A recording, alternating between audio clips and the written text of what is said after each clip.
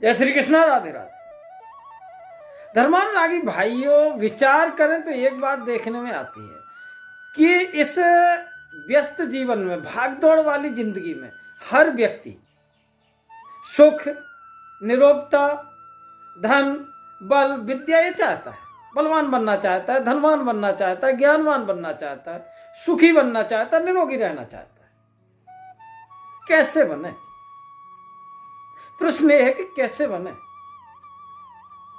तो अगर विचार करें तो हमारे ऋषियों के द्वारा ऐसे मंत्र, ऐसे मार्ग, ऐसे नियम बताए गए हैं कि उनका अनुसरण करने से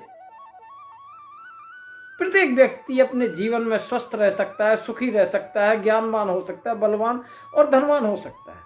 बुद्धि, चित्त, चेतना, ये सब चीजें सुधर सकती। तो उसके लिए उसे करना क्या है? हमारी सनातन संस्कृति में हमारे शास्त्रों ने ऐसे विधि विधान बताए हैं, ऐसे नियम बताए हैं कि जिसका अनुसरण करने से हम अपने जीवन में बड़ी से बड़ी उपलब्धि प्राप्त कर सकते हैं। लेकिन आवश्यकता है उन नियमों पर चलने से।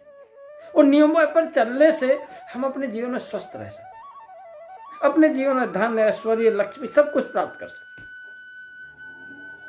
क्योंकि हमारा भारतवर्ष विश्व गुरु सनातन से है, आज है, कल भी रहेगा। क्योंकि यहाँ बड़े बड़े ऋषि हुए हैं, बड़े बड़े वैज्ञानिक हुए हैं। ऋषि का तात्पर्य ही वैज्ञानिक है। कहा है गोस्वामी जी ने, वंदे विशुद्ध विज्ञानो कवीश्वरो कपीश्वरो। विशुद्ध वैज्ञानिक थे, ये मानव निर्माण, अपने लिए नहीं। ये विशुद्ध क्यों थे? क्योंकि इनने जन कल्याण के लिए जो आविष्कार किए, जो खोज किए, मानव जीवन के लिए, आज नहीं कल तक, हमेशा, हर समय, हर परिस्थिति में उनके बताए हुए मंत्र, उनके बताए हुए नियम उपयोगी है। तो आज हम चिंतन करेंगे कि ऐसे कौन से नियम हैं जिनसे ये सब उपलब्धियां प्राप्त हों। तो धर्म प्रेमी बंधुओं, सबसे पहले है, हम पहले भी एक वीडियो डाल चुके हैं, गीता, श्रीमद् भगवद गीता के एक श्लोक का चिंतन किया था। युक्ताहार विहारस्य युक्त चेष्टस् कर्मसु युक्त स्वप्नावबोधस्य योगो भवति दुःख। उसमें भी आप देख सकते हैं।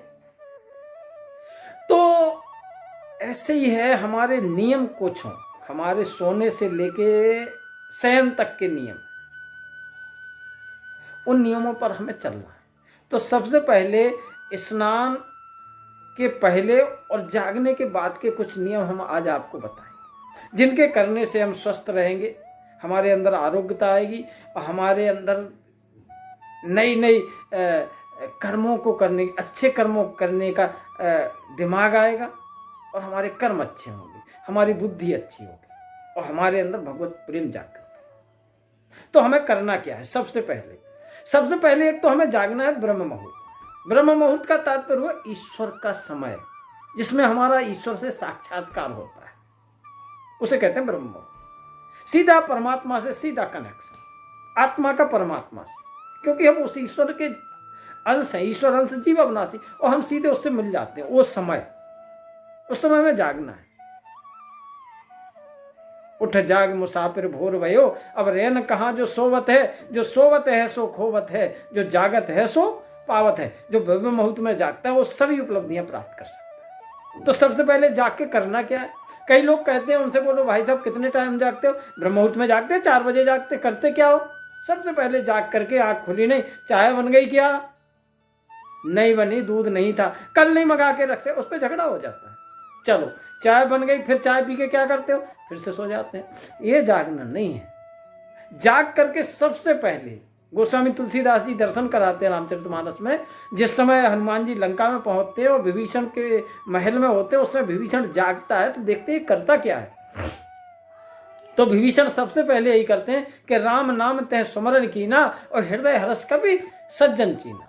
राम के नाम का स्मरण करते, उस परमात्मा के नाम का स्मरण करते हैं। और हमें भी सबसे पहले जागने से पहले, आंखें खुलने से पहले उस ईश्वर का ध्यान करना है और उसका ध्यान करके उसका धन्यवाद करना है कि उसने ये शरीर दिया है, ये संसाधन दिए, प्रकृति दी है, हमारी सुविधाओं के लिए क्या क्या चीजें नहीं बनाई, किसके लिए बनाई? ये सब मनुष्य के लिए बनाई। ये जल, वायु, आकाश, अग्नि, पेड़ पौधे, फल, हरितमा, सब कुछ किसके लिए? मानव जीवन के लिए। पशु पक्षी ये सब मानव जीवन के लिए, मनुष्य के लिए। तो उसका धन बाधा। ब्रह्म मुहूर्त का धार्मिक दृष्टि से, आध्यात्मिक दृष्टि से है और स्वास्थ्य की दृष्टि से, क्योंकि हर मनुष्य चाहता है कि फायदा क्या है, तुरंत चाहिए फायदा। तुरंत फायदा यह है कि जो ब्रह्म मुहूर्त में जागते हैं वो स्वस्थ रहते हैं।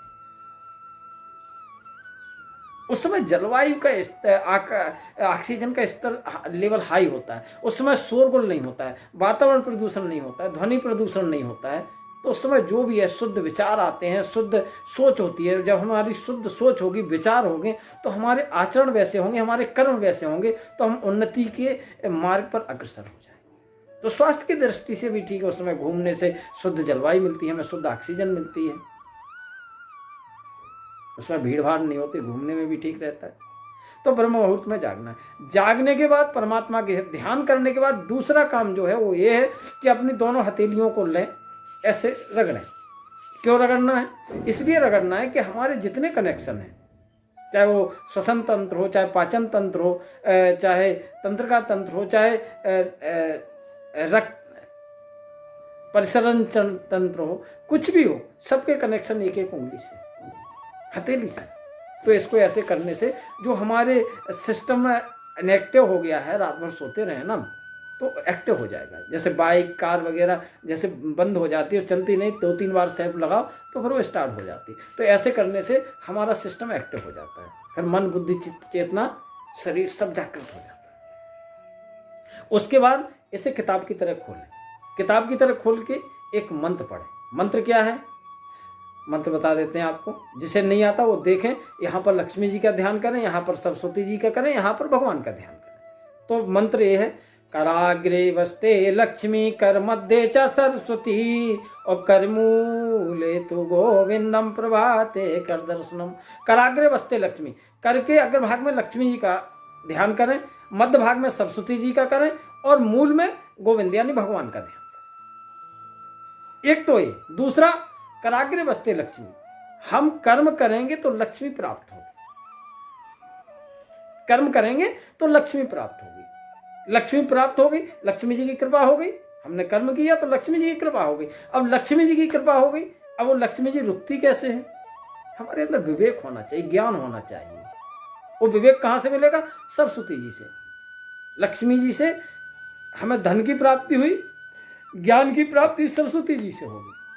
अब लक्ष्मी तो प्राप्त होगी, अब हम उसे कैसे उपयोग करना है, कैसे विनिमय करना है, कहाँ लगाना है, क्या उपयोग करना है। क्योंकि हमें प्रभुता मिलती है, ऐश्वर्य मिलता है, तो प्रभुता पाए काय मद नाही, हमें अहंकार आ जाता है, हमारे आचार विचार बदल जाते हैं। वो ना बदले, उसके लिए हमें जरूरत है सरस्वती माँ की, और सरस्वती माँ की कृपा से हमें ज्ञान मिलेगा। लक्ष्मी जी की कृपा से हमें धन की प्राप्ति हो और सरस्वती जी की कृपा से हमें ज्ञान प्राप्त होगा। तो उससे हम लक्ष्मी का विनिमय कैसे करना है, हमें क्या करना है, हमारे अंदर सद्विचार आएंगे, हमारे विचार ठीक रहे, हमारा आचरण ठीक, कर्म ठीक, हमारा विचार ठीक। अब ये दोनों ठीक हैं, ज्ञान और कर्म ये दोनों ठीक है, तो लेकिन बिना भक्ति के बेकार। तो मूलम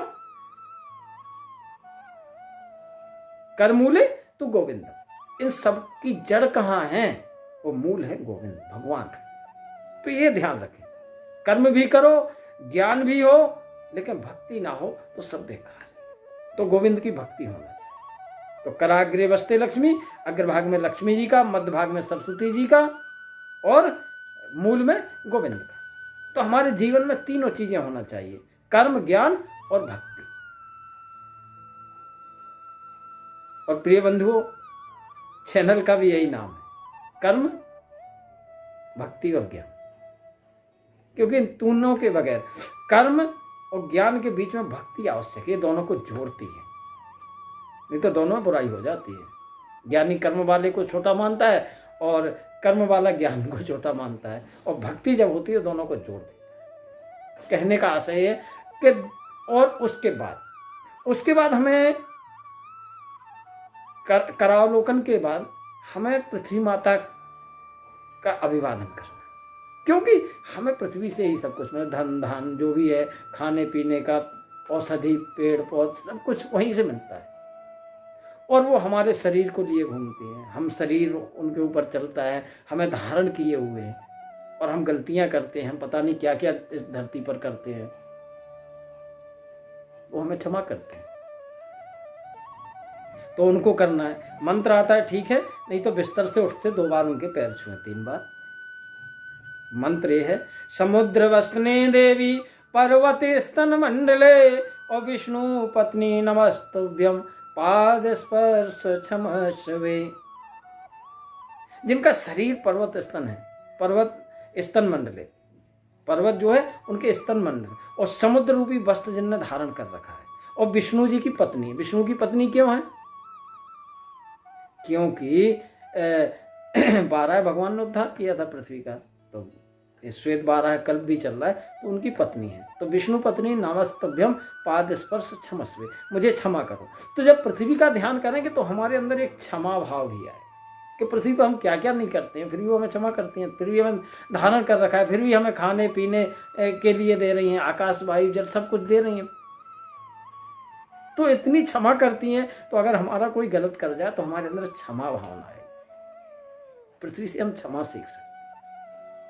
उसके बाद आचमन करें, कुल्ला करें और अपने ऊपर छींटे डालें। मंत्र आता है ठीक है, मंत्र ये है, अपवित्रो पवित्रो व सर्वावस्थाम गतोपि या स्मृत पुंडरीकाक्षा सा बाह्य अभ्यंतर शुचि।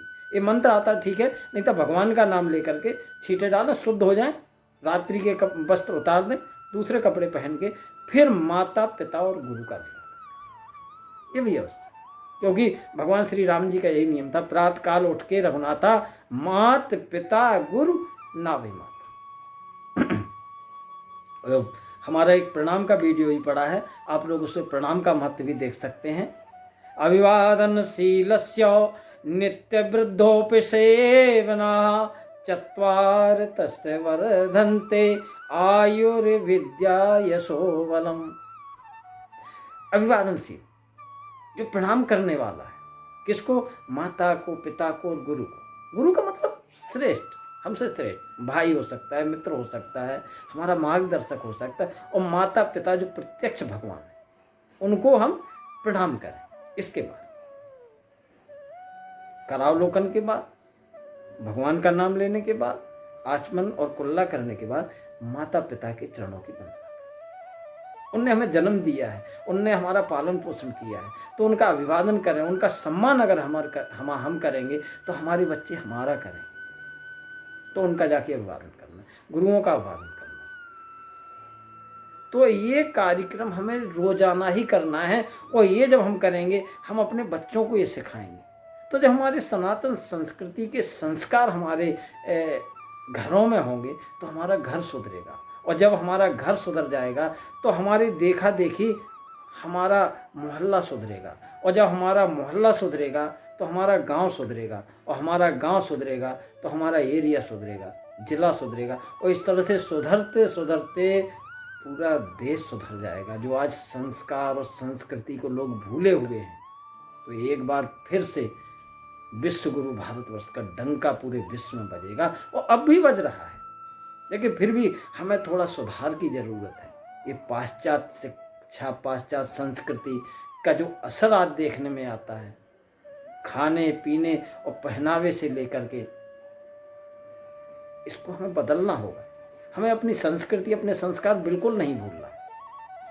हमारे इतने अच्छे संस्कार हैं कि हमारा जीवन स्वस्थ, सुखमय और आनंदमय रहता है।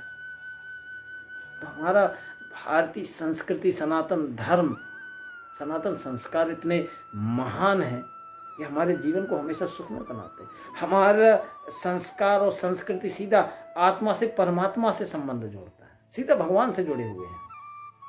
भगवान हमारे लिए अवतार लेके आते हैं। तो कहने का आशय मात्र ये है कि हमें सुबह स्नान के पहले नियम जरूर करने, तो हमारा पूरा दिन अच्छा जाएगा और हम सुखी रहेंगे। जय श्री कृष्ण, राधे।